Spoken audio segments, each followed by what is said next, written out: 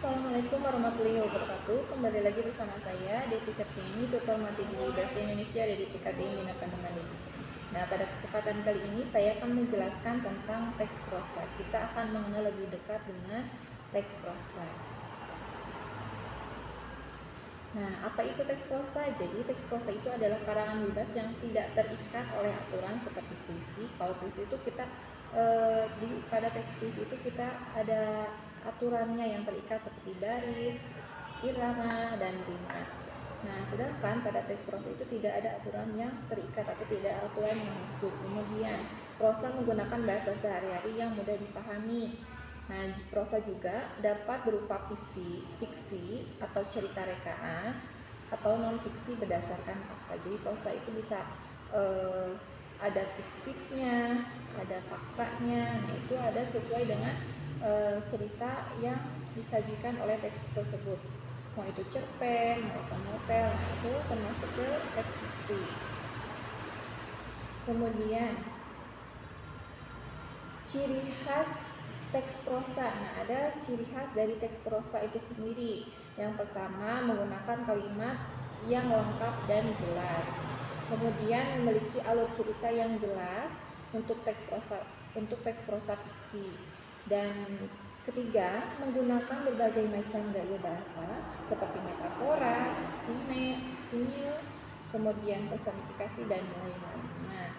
Dan keempat, memiliki tokoh dan latar yang jelas untuk teks prosa fiksi. Jadi di sini ini adalah beberapa ciri khas dari teks prosa. Nah, di sini teks prosa itu menggunakan kalimat yang lengkap dan jelas. Dan di sini juga ada gaya bahasanya menggunakan seperti gaya bahasa metafora, personifikasi, dan yang lainnya.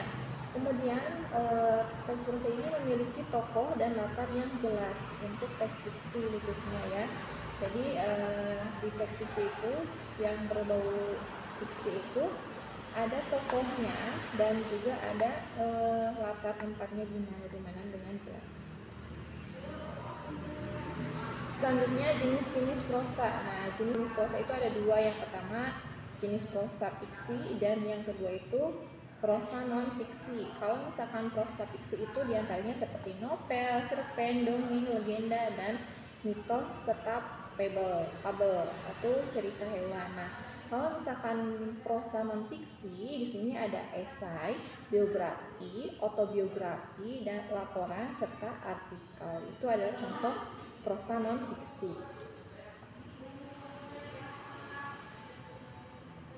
Nah, selanjutnya ada unsur-unsur teks prosa. Unsur-unsur teks prosa ini ada yang pertama ada tema, tokoh, latar, alur, sudut pandang, dan amanat.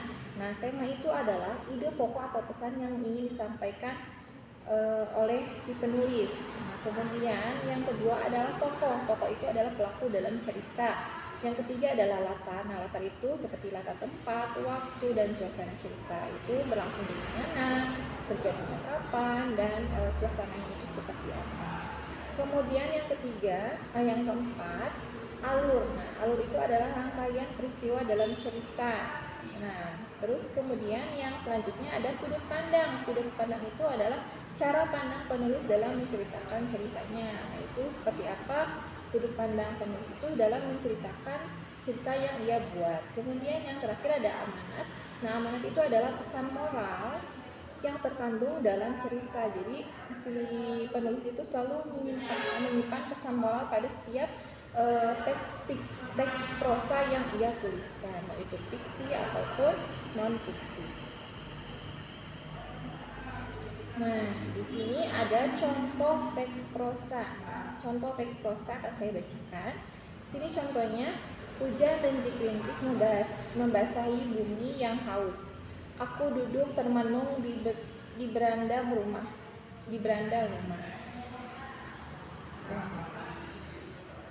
Contoh teks prosa.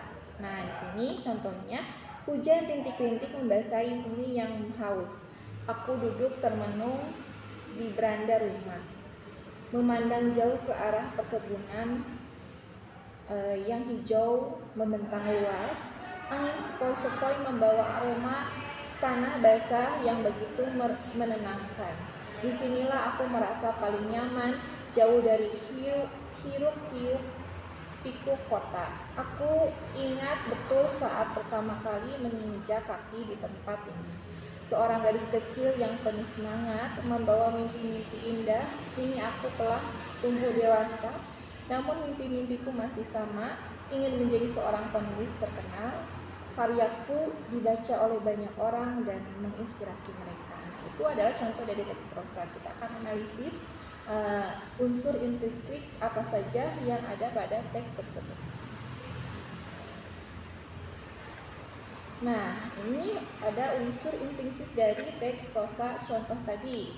Nah, temanya itu adalah keinginan untuk mencapai mimpi dan mencari ketenangan. Itu tema dari teks tersebut, itu ada keinginan untuk mencapai mimpi dan mencari ketenangan. Kemudian yang kedua alurnya itu alur kilas balik. Nah, di mana penulis mengingatkan masa kecilnya. Jadi di sana alur mundur karena si penulis itu menceritakan lagi masa lalunya yang sudah terlewat. Kemudian tokohnya di sini ada seorang gadis kecil yang tumbuh menjadi dewasa dengan mimpi yang sama. Jadi di sini tokohnya itu seorang gadis kecil yang sudah tumbuh dewasa dengan mimpi yang sama. Jadi mimpi yang dari kecil sampai sekarang dewasa itu mimpinya tetap sama. Kemudian latarnya itu ada di perkebunan. Nah, di perkebunan teh pada musim hujan. Karena di sana ada keterangan hujan rintik-rintik. Nah, berarti suasananya itu suasana hujan. Kemudian yang selanjutnya yang kelima ada sudut pandang. Nah, sudut pandang orang pertama itu, sudut pandangnya itu adalah orang pertama karena penulis menggunakan kata aku. Nah, jadi kata aku itu merupakan ibaratkan si penulis yang menjadi seorang gadis kecil pada teks prosa tersebut. Kemudian di sini ada amanat. Amanatnya kita harus mengejar mimpi dan mencari tempat yang membuat kita merasa nyaman. Itu amanat dari teks prosa yang baru saja saya bacakan. Nah, jadi kita tarik kesimpulan mengenai teks prosa yang sudah kita bahas, bahwa kita itu perlu mengulangi poin-poin penting yang telah kita bahas. Kemudian nggak usah di. Oke, mungkin sekian materi yang bisa saya sampaikan. Terima kasih atas perhatiannya. Jangan lupa kerjakan penilaiannya. Wassalamualaikum warahmatullahi wabarakatuh. See you, sampai jumpa kembali. Nah, apa itu teks prosa? Jadi teks prosa itu adalah karangan bebas yang tidak terikat oleh aturan seperti puisi. Kalau puisi itu kita pada teks puisi itu kita ada aturannya yang terikat seperti baris, irama, dan rima. Nah, sedangkan pada teks prosa itu tidak ada aturan yang terikat atau tidak ada aturan yang khusus. Kemudian, prosa menggunakan bahasa sehari-hari yang mudah dipahami. Nah, prosa juga dapat berupa fiksi atau cerita rekaan atau non-fiksi berdasarkan fakta. Jadi prosa itu bisa ada fiktifnya, ada faktanya. Nah, itu ada sesuai dengan cerita yang disajikan oleh teks tersebut. Mau itu cerpen, mau itu novel, nah itu termasuk ke teks fiksi. Ciri khas teks prosa. Nah, ada ciri khas dari teks prosa itu sendiri. Yang pertama, menggunakan kalimat yang lengkap dan jelas. Kemudian memiliki alur cerita yang jelas untuk teks prosa fiksi. Dan ketiga, menggunakan berbagai macam gaya bahasa seperti metafora, simil, kemudian personifikasi dan lain-lainnya. Dan keempat, memiliki tokoh dan latar yang jelas untuk teks prosa fiksi. Jadi di sini ini adalah beberapa ciri khas dari teks prosa. Nah, di sini teks prosa itu menggunakan kalimat yang lengkap dan jelas. Dan di sini juga ada gaya bahasanya menggunakan seperti gaya bahasa metafora, personifikasi, dan yang lainnya. Kemudian teks prosa ini memiliki tokoh dan latar yang jelas untuk teks fiksi khususnya ya. Jadi di teks fiksi itu yang berbau fiksi itu ada tokohnya dan juga ada latar tempatnya di mana dengan jelas. Selanjutnya jenis-jenis prosa. Nah, jenis prosa itu ada dua. Yang pertama jenis prosa fiksi dan yang kedua itu prosa non fiksi. Kalau misalkan prosa fiksi itu diantaranya seperti novel, cerpen, dongeng, legenda, dan mitos serta fable atau cerita hewan. Nah, kalau misalkan prosa non fiksi di sini ada esai, biografi, autobiografi, dan laporan serta artikel. Itu adalah contoh prosa non fiksi. Nah, selanjutnya ada unsur-unsur teks. Struktur pada teks prosa itu terdiri dari 4. Yang pertama itu adalah orientasi, pengenalan tokoh, latar, dan waktu. Kemudian yang kedua itu ada komplikasi, adalah munculnya masalah. Dan yang ketiga itu ada resolusi, adalah penyelesaian dari masalah tersebut. Kemudian yang keempat itu ada koda. Koda itu adalah pesan atau kesan yang ingin disampaikan dari penulis. Nah, itu adalah struktur dari teks prosa terdiri dari 4, yaitu orientasi, komplikasi, resolusi, dan koda. Selanjutnya ada unsur-unsur teks prosa. Unsur-unsur teks prosa ini ada yang pertama ada tema, tokoh, latar, alur, sudut pandang, dan amanat.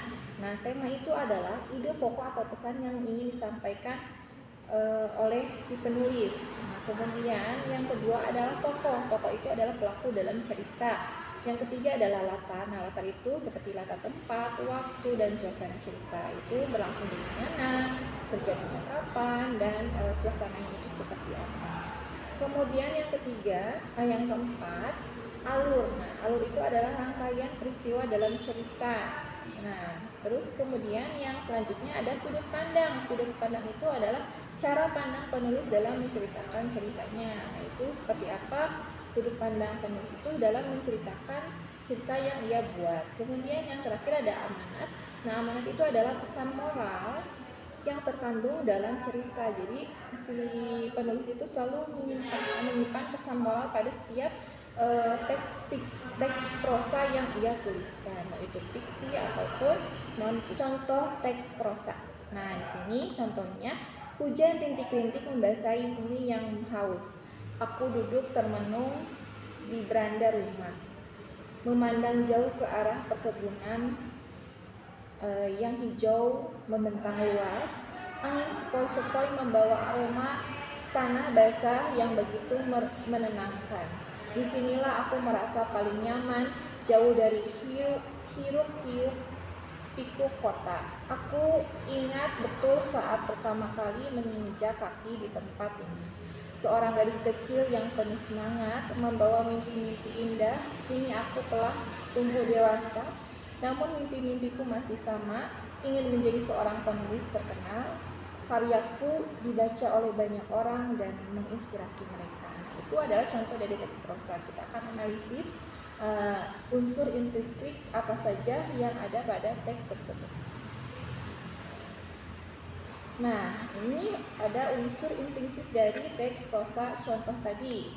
Nah, temanya itu adalah keinginan untuk mencapai mimpi dan mencari ketenangan. Itu tema dari teks tersebut, itu ada keinginan untuk mencapai mimpi dan mencari ketenangan. Kemudian yang kedua alurnya itu alur kilas balik. Nah, di mana penulis mengingatkan masa kecilnya. Jadi di sana alur mundur karena si penulis itu menceritakan lagi masa lalunya yang sudah terlewat. Kemudian tokohnya di sini ada seorang gadis kecil yang tumbuh menjadi dewasa dengan mimpi yang sama. Jadi di sini tokohnya itu seorang gadis kecil yang sudah tumbuh dewasa dengan mimpi yang sama. Jadi mimpi yang dari kecil sampai sekarang dewasa itu mimpinya tetap sama.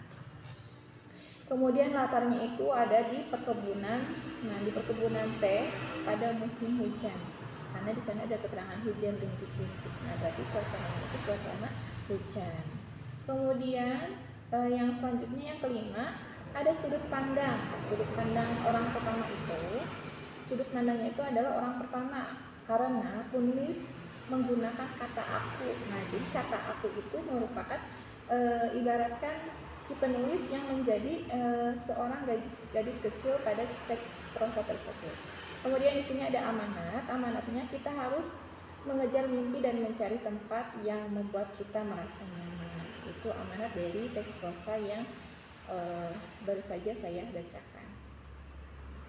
Nah, jadi kita tarik kesimpulan mengenai teks prosa yang sudah kita bahas. Mungkin sekian materi yang bisa saya sampaikan. Terima kasih atas perhatiannya. Jangan lupa kerjakan penilaiannya.